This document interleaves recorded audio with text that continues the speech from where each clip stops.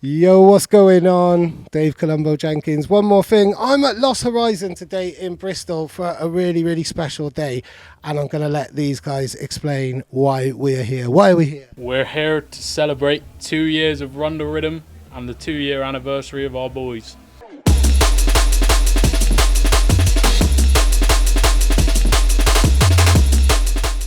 Are you filming now? Okay. Today is so important because we're all here together to celebrate all three of the absolute legends that we all love so much, and it's just such a nice vibe, everyone coming together to celebrate these amazing people. We're here for one thing and one thing only, yeah? To continue the name of a soldier, yeah? Can I get a gun finger rise? I think we're here to celebrate what Calum started. I think it's important that we carry on taking what he believed in, his legacy, what it's all about, to the maximum point it can. So yeah, we're at Lost Horizon today, put this event on, a tribute event. Got plenty of great DJs, plenty of great people, friends, family down. So yeah, it's a pretty wholesome event. What do you think, Ollie? Definitely a wholesome one.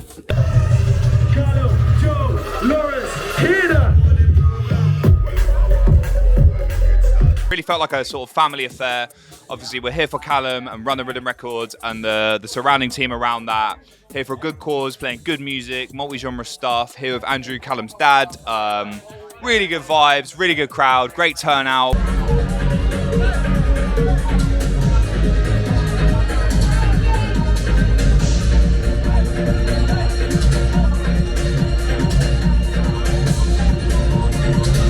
This is BBC News at 10 o'clock. The family and friends of a young DJ from Chippenham are keeping his legacy alive by finishing and releasing some of his tracks. Calum Layton was only 18 when he died in a car crash 2 years ago. He'd launched his own record label just the day before. Look.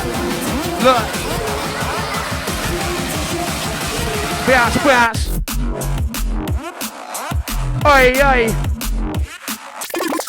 Wheelie top selector, bring that one back in right about now. How would I describe my brother? Well, obviously annoying, but definitely funny. Like, he was very energetic. Like, he was always positive as well. Like, obviously there's arguing and stuff, but that's like a normal thing that comes with having a sibling. But like, at the end of the day, he was always there for me. It was always someone that I could fall back on. Like, he always made it clear that he was there for me. As like an older brother, like kind of protective in a way.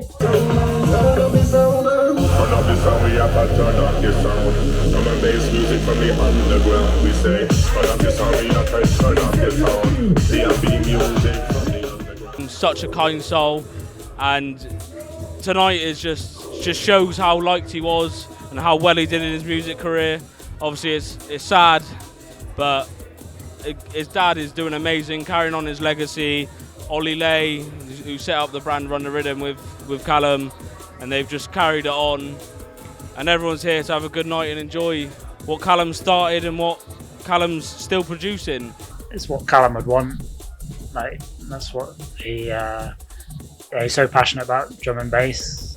That's what he wanted his whole career was going to be about, producing music. And so, yeah, keeping Run Da Riddim, running events for Run Da Riddim for him. You know, he obviously organised the first event, which was 2 years ago this weekend, and he put so much effort into it. You know, I know he was planning many more events, so you know, to carry them on for him is what it's all about. We have about 10 people as residents, who obviously aren't us. And each of them knew Calum quite well, which is just another thing that shows how well Calum made friends. And like, the fact that he's made an impact on all of them just kind of shows what this label stands for.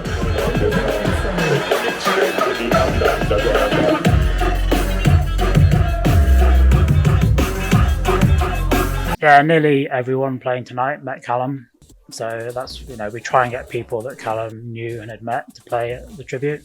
just because it means a lot more.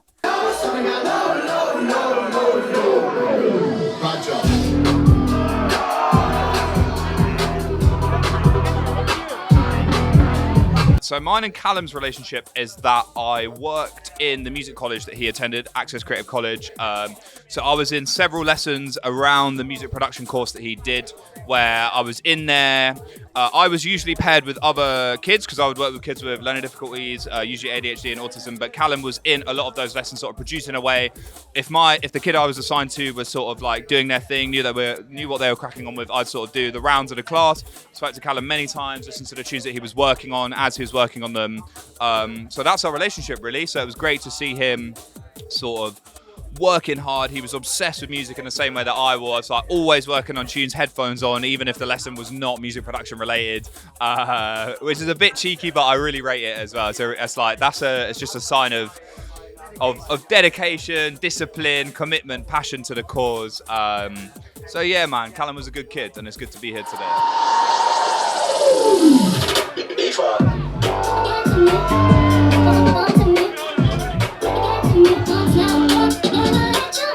So Calum taught me how to mix. So during lockdown, I was pretty new to mixing, and Ollie over there, Chunk and Calum helped me out just a lot. I was 2-3 months in. Calum was probably about 6-7 months in, and yeah, we went to Pirate Studios a few times.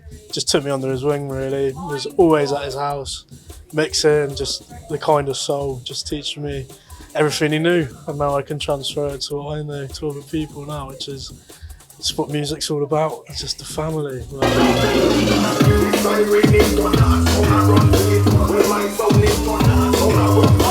He was kind of the one that kicked things off. I was always a bit interested in music, but I wasn't really sure. And then when I met him in college, he was just like the funniest guy as well. I'd sort of come in, have a bad day, feeling a bit crap about like my music progress and thinking I'm not getting anywhere, but he was the one to kind of push me forward and kind of, I don't know, it was a lot of influence with my DJing as well. I wasn't very confident in that, especially being a girl as well. It's quite hard to kind of get in the scene and feel confident because in the industry it is hard as a woman.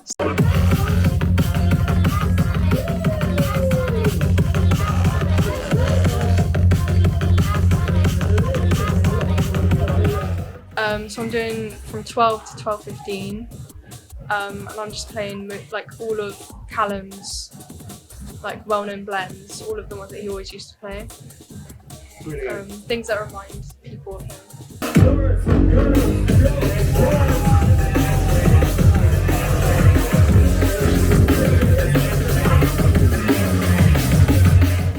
And I've got one of his blends that I play in every single one of my sets. So it's one of my favourite blends. Always gets a good crowd reaction. Just his song selection was always just spot on.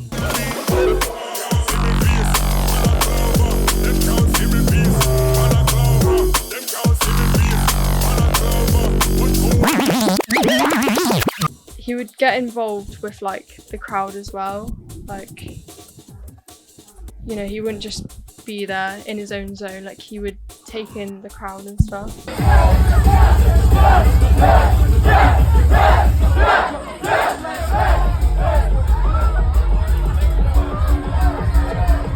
He was good.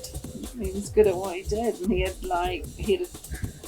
thought that he was gonna have a career with it. He said, "Mum," he said to you, he's finally found what he wanted to do. And then yeah, when he found after mixing and drum and bass, we lost him.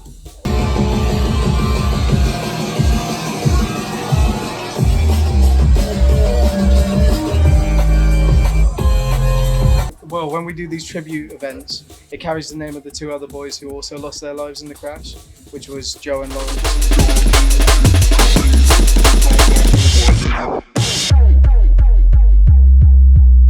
Lawrence was a crazy fucker. Lawrence really was a funny man. Like, anytime he walked into a room, he just made everyone laugh by saying something. Wait, can we swear or not?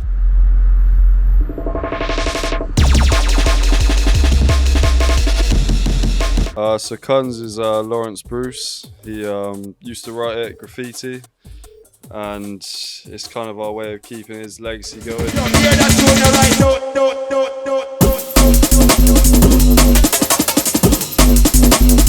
he's quite a weird fella, but in the best way possible. You know what I mean? So caring and stuff. So yeah, just got on instantly, and that's the whole reason for doing what we're doing with Cons. Really, he's keeping that name going and not letting it die out because it's just too young to be forgotten about.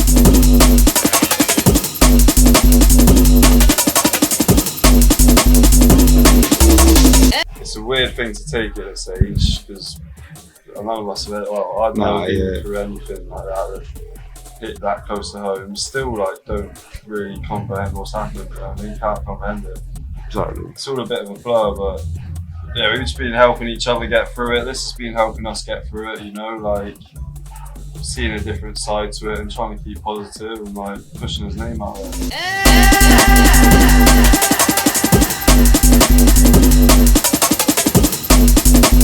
I didn't know Joe personally, but I spoke to him on the day of the event and got to know him a bit more properly on that day. Obviously, it's unfortunate that we didn't have more time, but he just, you know, he was a really nice lad as well. Yeah, Shape was a great guy. He was pretty mental. He was. He was great. Shape was, again, just there was always entertainment when Shape was around. It's like the worst possible situation for any community ever. But at the same time, the community spirit that I felt throughout the town that I grew up in, it was really special to watch because people that even weren't friends were coming together and supporting each other in a time of need, kind of thing.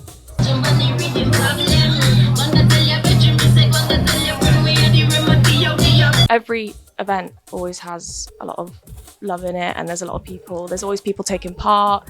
You know, like me DJing or anyone else, it's just nice that we can all come together and just have this space, just have a good time. And sort of like in his memory as well, it makes a really good thing as well. And I can feel him there when we're doing those events as well. It's nice, yeah.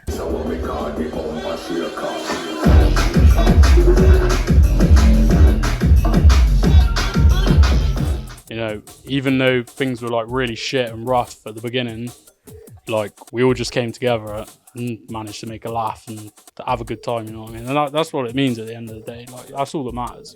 Doing this, it kind of takes away any sadness for us, and it's sort of carrying on the energy that he gave us. And it's really just influenced a lot, you know, from when he started Run Da Riddim to now. There's been a massive growth, and it's been through absolutely everyone. Everyone's been putting in the effort just to make it how he'd want it. And it's, you know, our main thing was to make sure that it was still Calum. We'd like when you know there, you'd know he'd like it. It's like this event today, he'd be so gassed to be at Lost Horizon because it's like one of the bigger venues as well and stuff. So yeah.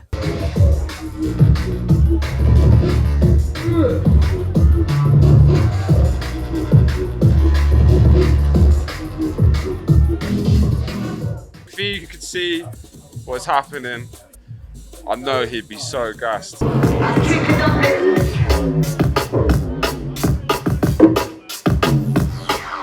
It's a celebration. We come together and we're celebrating what he made for us, almost like we. Put dinner on a plate for us. Yeah, yeah, Put exactly. dinner on a plate and we're gobbling it up. Exactly.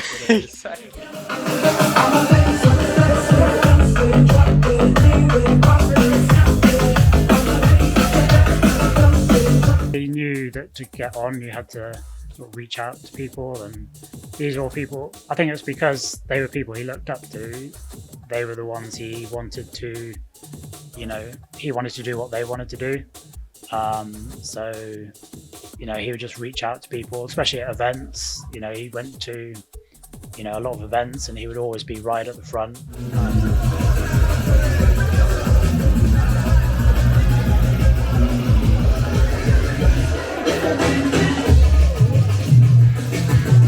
I could tell like Calum really like was just a true like just junglist drum bass lover, like yeah. So there's a few times we met in the rave, and then we just we'd have it off. Like I'd see him, we get gassed, we just like, do you know what I mean? Have a hug, be like yo, alright. I'd have a dance with him, whether I just like, just yeah, just vibes in it. Do you know what I mean?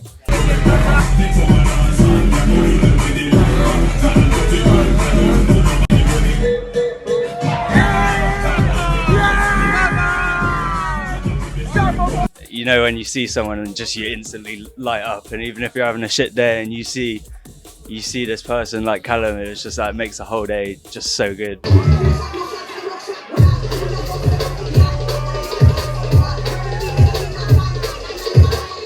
Even though Calum's not here, the energy is still so in us, like, just still pushes us on.